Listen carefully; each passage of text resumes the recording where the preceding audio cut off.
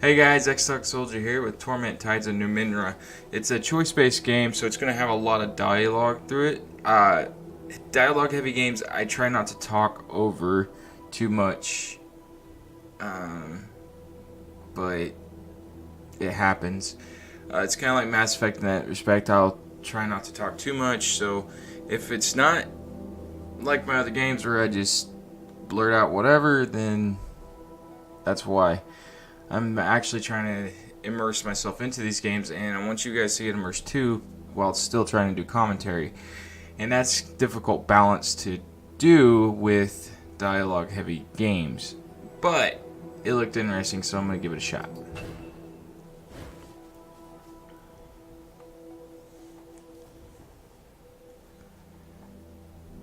Now this one I got from Origin. Their Origin access is $6.99, $4.99. You get a lot of games on there, so give that a look. It's really good. It's a good purchase, good investment. Got an email for this one. Your mind wakes in darkness. Aching cold sets into an unfamiliar body. A distant howling surrounds you, louder with each passing second. Insistent and invisible hands slap and tear at the membrane that protects you. Your first emotion is an involuntary and formless panic. You feel you have forgotten something important. As if it once meant the world to you, but the details slip away as you grasp at them. You force your eyes open. Look at this body, look around. What do you guys think? I want to see what my body looks like. The body is... wait, you are wearing a form-fitting suit of some dark material. You recall that you were wearing something much more elaborate a short time ago. You Was have I? smooth, light brown skin, 5 fingers on each hand, 5 toes on each foot. Yeah. Good muscles, strong but not bulky, and slim hips. Your palms are soft, as if they have not done much labor. Okay, see, I don't fit that one. On the hands and wrists Or the, suggest that tan the skin. has been careful. Why can't you remember this? Without warning, the cocoon that surrounds you shreds and tears away. You are falling. Above you, a small moon is slowly collapsing in on itself. The world is many kilometers below you. Okay. Look at the horizon, flatten out to catch the wind. Instinctively, you spread your arms and legs, and they respond sluggishly. You stop tumbling head over heels. Though you are still spinning laterally, that motion has calmed as well, and you have space to assess your situation, and perhaps to understand the predicament and the body in which you find yourself. Below you, you see a large landmass. A massive ocean dominates the rest of the visible globe, dotted here and there with island chains. Small moons, unusual structures, and strange machines rush past you in glittering profusion as you plummet toward the ground. Now you see that this appears to be a huge megacontinent. Oh, this is cool. Any size, on this side of the world at least. Great inland seas and lakes dot the land, and curiously, regular mountain ranges march up and down and across. You are falling toward what looks to be a great bay, a sprawling city perched on its shore just to the north. Further to the north and east, you see a broad plain scattered with curious structures, visible even from this height.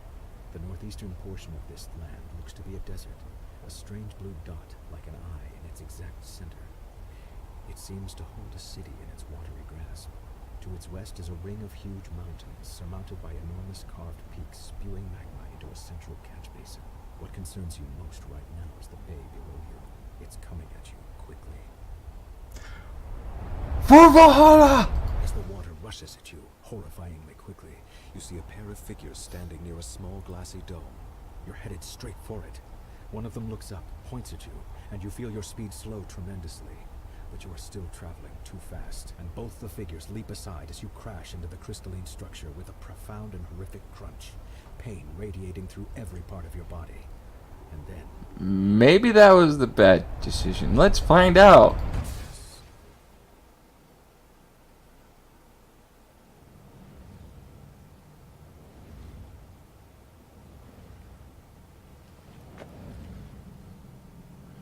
I lived.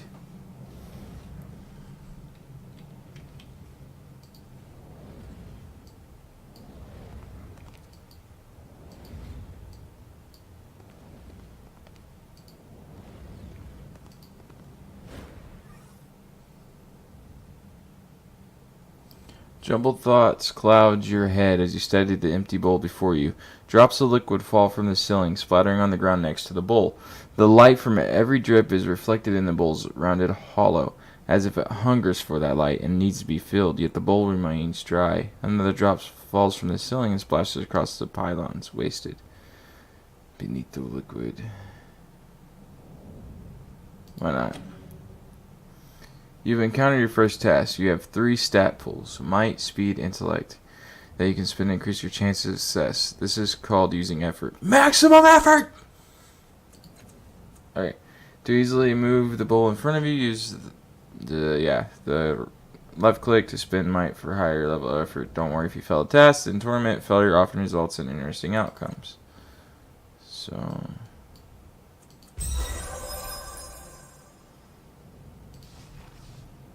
Success. You carefully take hold of the bowl, avoiding the teeth on the serrated rim. With a deep breath, you move it over to the glowing pool of fallen light.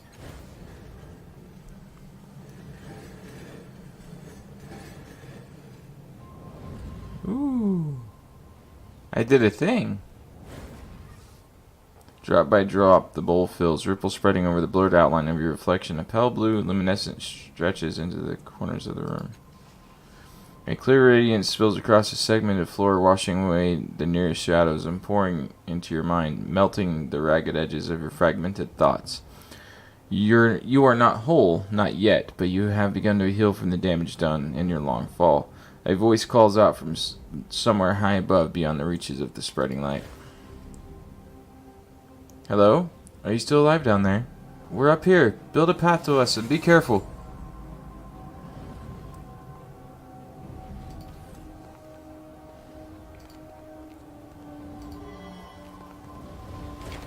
This is cool as shit. As soon as you touch the orb, a memory floods into your mind. You stand in front of a rusted door. The air is humid and dank. You've had moments respite from the water-logged hell. A bubble of stale air at your resting point. You've breathed water before, and you've lived decades beneath the waves, but this body is an air breather, and the constant pressure has been crushing you ever so subtly. Worse, your companion's mind seems to be wandering from the task at hand.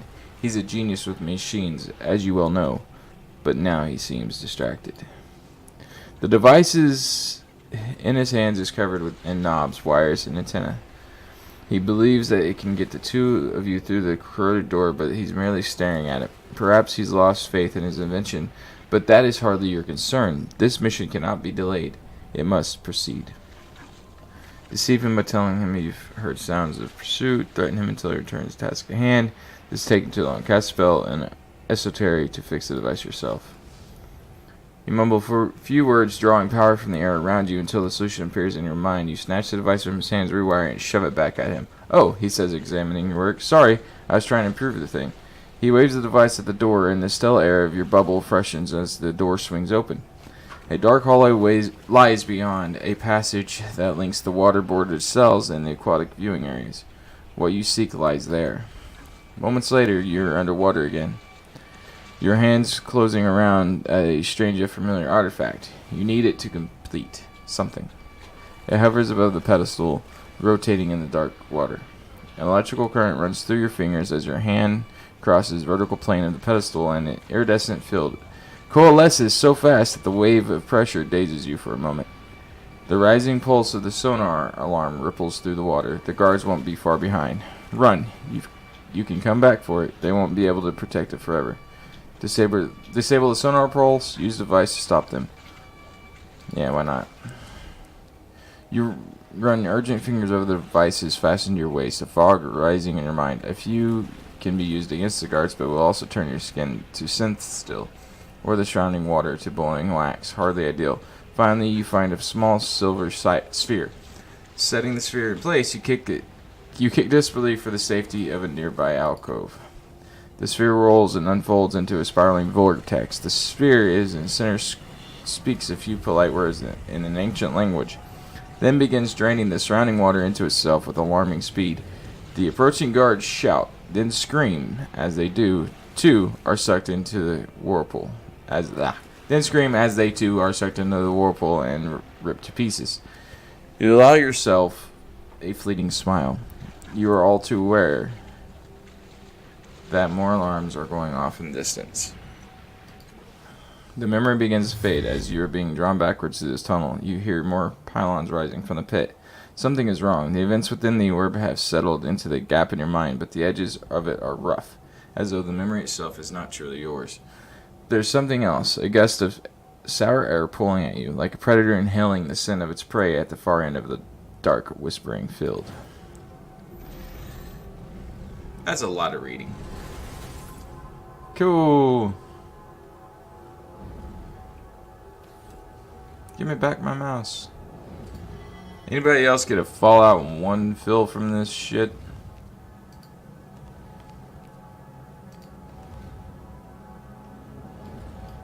No signs or symbol tells you what might be behind the enormous door. A dull chill radiates from its bronze segmented surface, and the thick metal wheel seems frozen in place.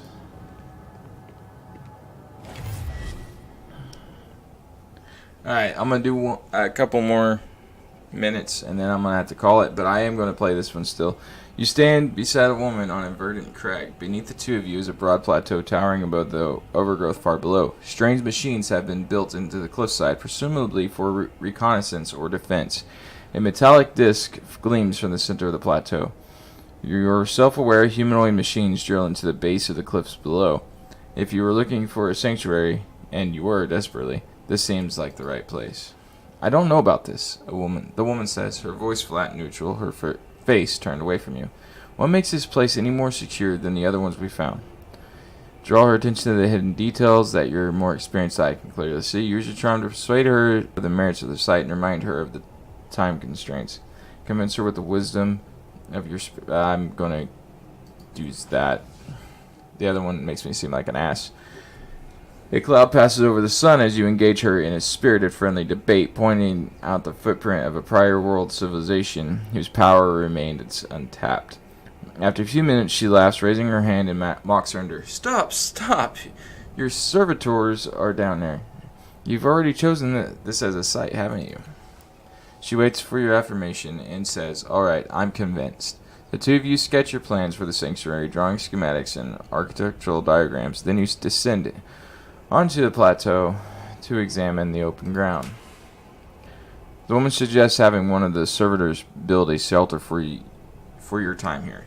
You try to draw one of the constructs away from its task, but it doesn't respond to your voice. When you lay a hand on its shoulder to reinforce your command, it whirls, strikes you across the face with inhuman speed, and turns back to its task, ignoring you. Your companion helps you rise, laughter in her eyes. It seems your construct has other ideas. What's the matter with it? Use the Numenera integrated into the construct to overwhelm the behavior malfunction. Examine the construct for mechanical faults. Look for a deeper solution. Perhaps it's an effect of the metallic disc itself. Let's do that. A mist falls on the plateau as you wrap a fiber shielding mesh around the construct's skull. The mesh powers up, protecting the construct's mind from any transdimensional emissions that might be in the area. Taking a deep breath, you repeat your command. Acknowledged. It obediently trundles to the side of your new shelter. The image freezes, then fades, and you feel memory filling the gap in your mind. Blocked by jagged block, you stagger, clutching your head. Reclaiming your memories hurts. And once more, there's something else. Hairs lift one by one on the back of your neck. Something beyond this room can sense what you're doing, and it's hunting you.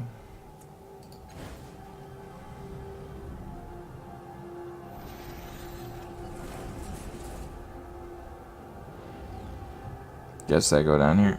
Alright, one more. Because, God, this is cool. I like this narrative. I hope you guys are too. And my reading will hopefully get better. A vision of a city springs up around you. Your city, in flames and under attack. Her defenders have fought and died all day, and still the attackers keep coming. They fight as your destruction were demanded of them. As if your destruction were demanded of them. They care nothing for mercy, surrender, or plunder. What they want is blood. But you have brought a keen-eyed companion to the top of the tower. She has seen the way to stop the invaders. You need to get her to safety, and you need to rally your defenders. But even as you turn toward the door of the tower, two of the attackers descend from the hovering machine. You don't have time to strike at them before they land. One is One is brutishly large, his weapon a vibrating axe. The other is slim, sheathed in glassy armor and holding a hilt with sizzling invisible blade. Your companion backs away. She's too young to help. Your enemies advance single file, confined by the parapet. Okay, trade blows with the giant. You can handle it for at least a strike or two. Duck under the giant, swing and attack before he can strike. Fight defensively and figure out who presents the greater threat. That's the move you take. The memory seems crystal clear. The giant is menacing. It's true, but the invisible blade of his companion is more worrisome still. The energy field that flickers and wavers around it suggests that she can carve matter at the molecular level, tearing pieces of her target into nothingness. If you're to save yourself, your best bet is to tackle her first. She's stuck behind the giant, waiting her turn to attack you, unable to bring her weapon to bear until he's out of the way. But it's clear that she expects him to handle you, and her eyes rove behind you, her focus on your ward. She's certainly not expecting you to dive between the giant's legs and come up inside her guard. She can't bring her blade to bear in time, and you drive your dagger up under her chin. You catch her before her deadly blade drops onto you and spin her around. The weapon slashes into the giant, and he topples, bisected. The immediate threat ended, your focus on finding a way back to your allies. You open the tower door and rush down the stairs. The door at the base of the stairs is slightly cracked, opening just a bit into the hall, and you hear more of the enemy soldiers beyond. Hurl yourself against the door and knock them to the ground. Crack the door open, sneak past them, charge through them, counting on your defenses to protect you. Now, this is a move that I don't personally want to do. High risk, low reward. Sneaking, low risk, high reward. Blitz attack. You charge through the dim shadows, dropping your shoulder into the door. Last minute, it bursts open. Halfway through its arc, it crashes into the pair of enemy soldiers, scattering them. You race through the door, blade in hand, as you dispatch your stunned foes before they have a chance to move. Their blood begins to pool in the hallway. Blitz attack. The memory begins to fade, and you find yourself back in your own body. Your temples throb with the racing forces of your heartbeat, and the reclaimed memories blaze within you, like a bonfire on a mountain peak, visible to every predator for kilometers around. A tremor rocks the floor beneath you, as though a massive fist has struck the room itself. Swaying on your feet, you see frantic movement within the borders of a mirror at the edge of the room.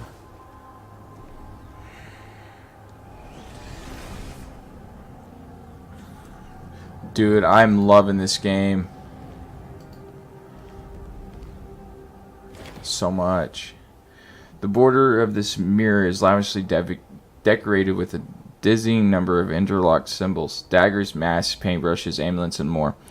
But that's nothing compared to what you see in the glass. You see a vast crowd of people, exact doppelgangers of you, shoving, arguing with, and fighting each other.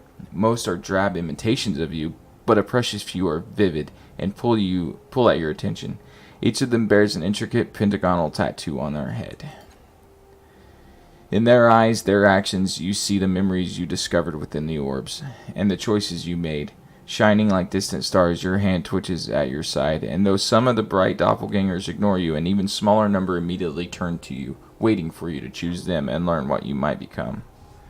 A rumble shakes the room, and slow vibration spreads from the darkness below, rippling towards the ceiling, pointing at the doppelganger with clever eyes, mystical symbol on its brow, strong-willed. Strong-willed. It reaches the other side of the mirror and touches its side of the glass. The surface blurs, and a vision unfolds before you. The doppelganger is shackled at the center of a vast arena, beneath the hulking shadow of an executioner.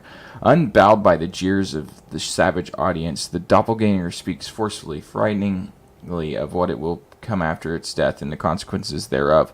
The mob shouting dies one voice at a time. Then, in perfect silence, the doppelganger meets the executioner's eyes. Trembling, the brute swings his axe and severs the doppelganger's chains, setting it free. The arena fades away, replaced by the squabbling group. The strong-willed doppelganger lowers its hand and waits for your decisions, its chin high and proud. Yes, that is who I am. The remaining doppelgangers scatter the edges of the mirror and vanish. Your chosen identity steps forward. Its appearance changes as it steps out of the rippling glass. Its face exudes intelligence and confidence. Shadows of several devices shimmer all around it. Technology of several kinds from a myriad of past ages. You get the feeling you, would be comfortable with all of it. The word nano sounds in your mind. Gain descriptor, strong-willed. Your doppelganger continues walking, stepping into you, filling you, making you whole. Your decision rings out into the cavernous room, awakening and unlocking vast mechanisms behind the walls. Suddenly, a grotesque noise rings through your shared worlds like a bell, if bells could rot. Something is coming. Restored 1 might pool. The mirror fades, leaving dark, open doorway. You take a deep breath and step through. This was just the opener. Oh my god. Okay, change. Okay, nanos are sometimes called mages, wizard. Strong-willed nano. Jacks are intrepid explorers and adventurers. They are jack of all trades, hence the name. Yeah, I'm gonna do. Let's see what this one is. Elite warriors, using weapons and armor to fight their enemies. Jacks are the best when they combine weapons, armor, esoteries, ciphers, and clever tongue. They are treasure hunters, grifters, scalds, rogues, and expert in a variety of fields. I'll take that one. Let's see, heavy weapons, intimidation, abilities. Okay, we're gonna do that.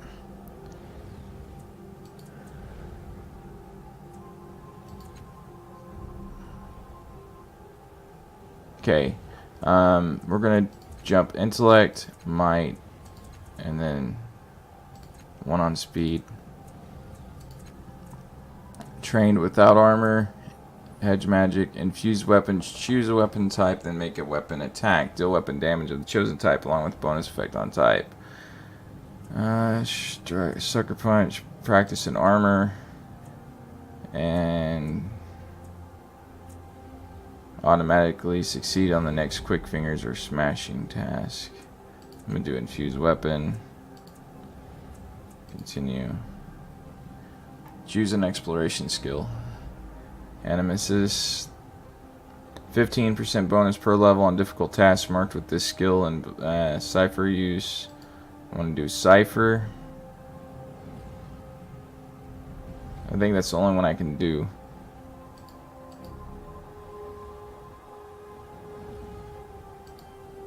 Yeah.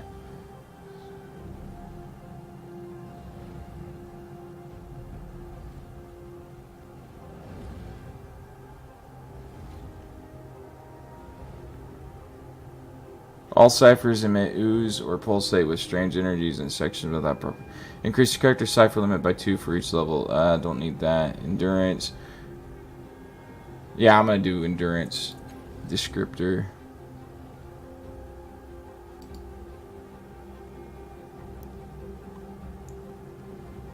Only glaives receive training and weapon skills. Okay. Continue.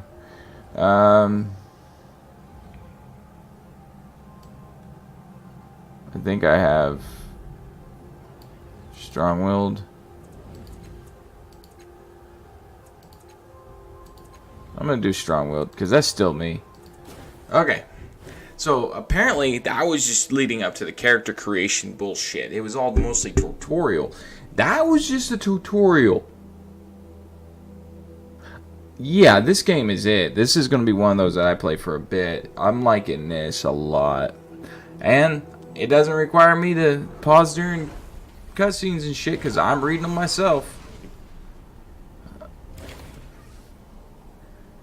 The Spectre. Everything about this spectral figure seems dreamlike.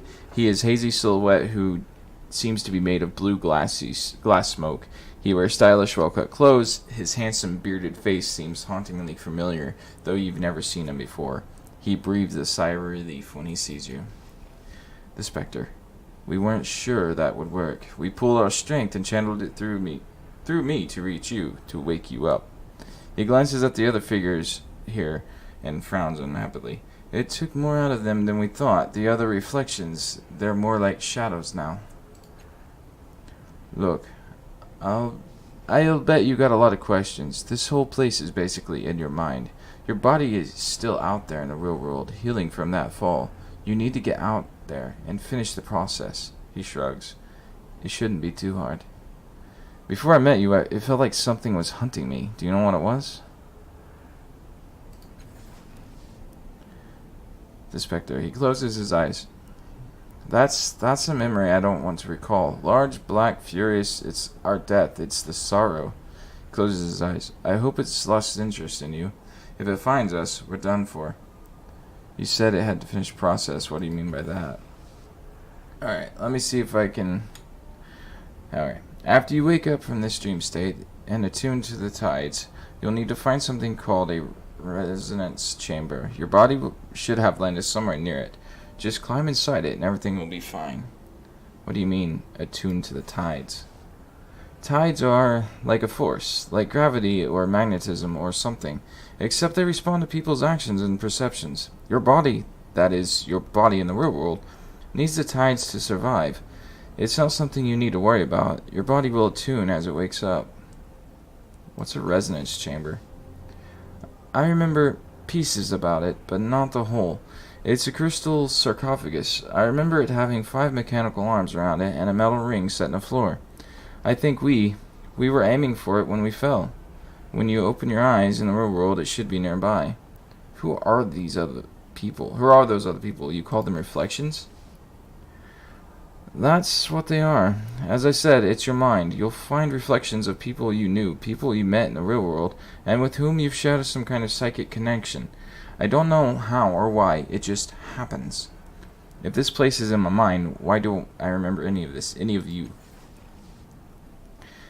It's your mind, a construct built to, I don't know, share thoughts, store your true self. Wait, you know how people say in the first place?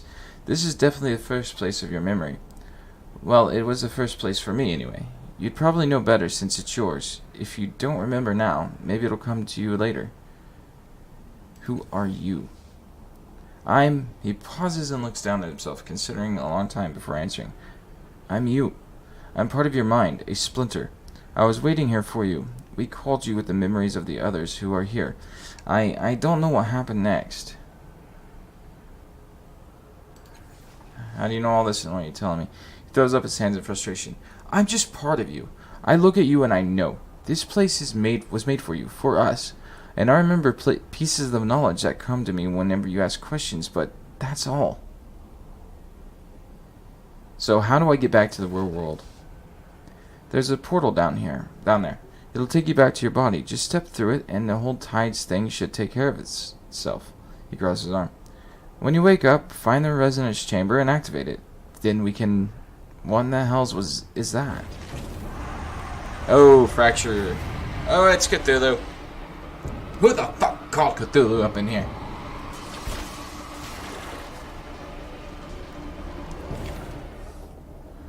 The sorrow is anchored to those reflections. It's devouring their power. We have to get rid of them. Destroy its anchor, or else the sorrow will erase us forever. How do you attack? Kill the reflections. Okay, continue. Okay. The reflection area, kill it. Loosen shadow anchor. Okay.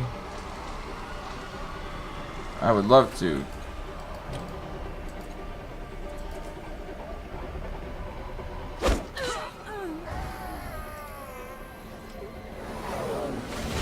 Ah, this is cool. Wait, it's escaping, going to hide inside. Yeah, it's gonna hide inside my mind. Now run, get to the next one. I'm trying.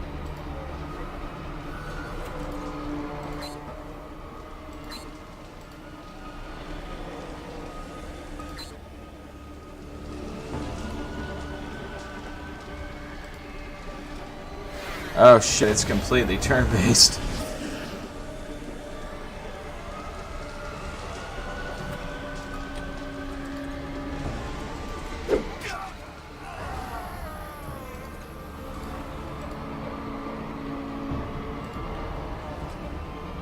This is awesome. I'm liking this.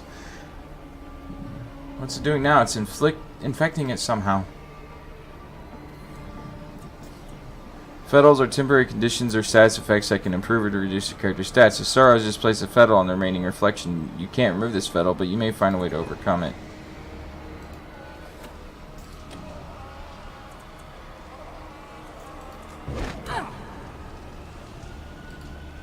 The armor stat reduces physical damage. Fetal Sorrow is placed on the character has boosted its armor by 10, meaning it will absorb 10 points of damage from each attack. It is now too high to overcome with your unarmed attack. Fuck! I need to find a way of hitting harder. I don't have a weapon. I've already been playing this for 30 minutes.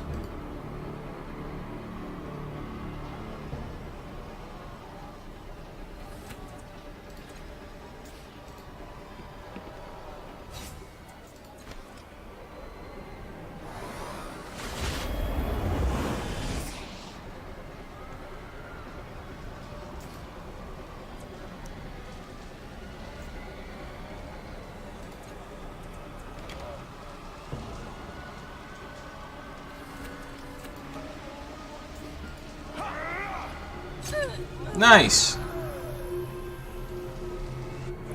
Well, it let some sorrow demons up in my mind, but I got it killed. Or at least knocked out. You pried it loose. The thing is a cancer, an infection. It's unstoppable, but you stopped it. Okay. He holds his head in his hands. I can't believe it found us in here. He looks at you, terror in his eyes. That thing, the sorrow, it's been hunting you. It's what killed you in the first place. It will keep hunting you until you activate the resonance chamber. I didn't remember until I saw it, but that's why the chamber is so important. You have to get back and activate the chamber before it's too late. The portal to your body is that shimmering dome over there. Go now. Alright, I'll just do this little number and enter the portal. Alright guys, this is all the time I got for today. I'm liking this a lot actually, and I hope you are too, because I'm going to keep playing this game until I beat Where it. did he fall from? Oh god. Managed to talk. So wonder he's still breathing. All I saw was the corona, not his origin point. But look, he's healing already. Spontaneous regeneration.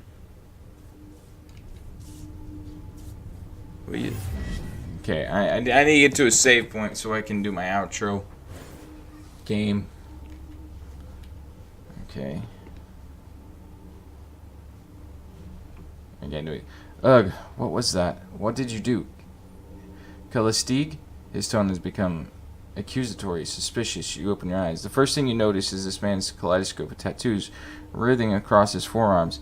He wears a long dark coat, belted at the waist, supplies filling the pockets. His boots are worn and stained with years of travel.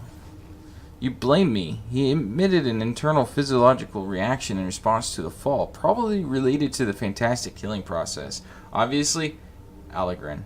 Her voice rolls and hisses, and you have to rub your eyes to be sure you're not seeing double. Faint echoes of her reactions trail from her, each nearly mimicking her.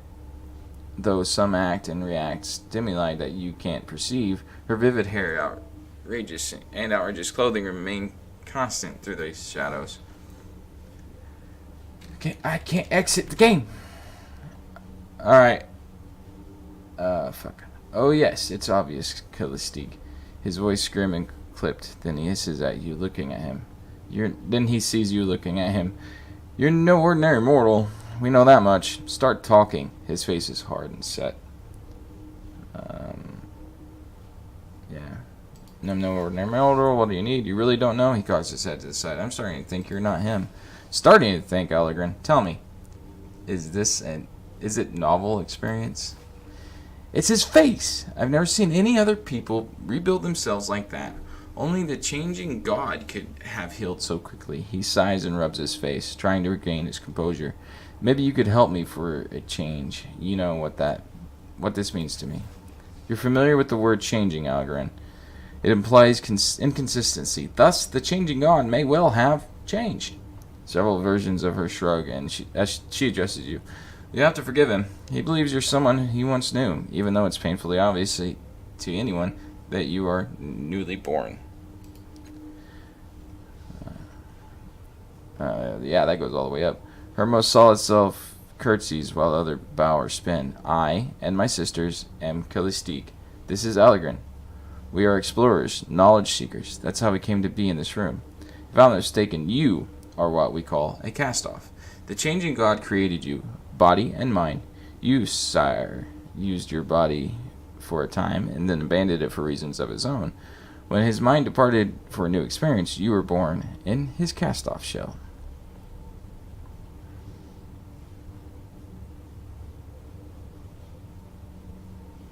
Alright.